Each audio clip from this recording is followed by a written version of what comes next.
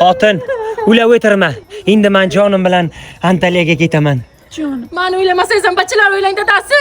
Xotin, men bachalarni o'ylab sen bilan qolsam, sen meni urib mayib qilib qo'yasan. Undan ko'ra men bu jonim bilan Antaliyaga ketaman. Bu menga mehr beradi. Menga oy jonim.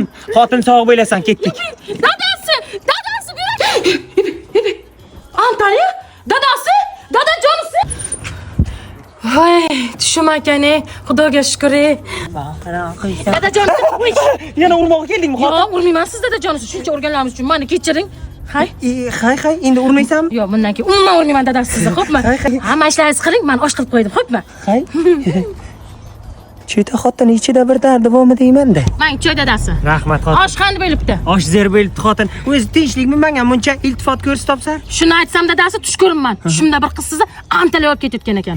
Siz bizlarni tashlab ketmaysiz, to'g'rimi dadasi? Yo'q, nima? Agar o'ngimda bo'laydimi, shu qizni ham siz ham to'g'ri ayirgan bo'laydim. Ha, nima bo'ladi dadasi? Ichi tomog'im qurdi xotin. Ha, o'zingiz olib beradim choy. Mamollarga qarab keling. Yo, choy-chi. Ra'no, menga qarang, bizlar Antaliyaga ketayotganimizni xotin bilib qolgan. Uyima-ki men yana ikkimizni ham yirtadi kelsangiz, kiyma. Shu makran yurakina makirgan ekan. Bera keling. Bir yigi sizni. Bera keling.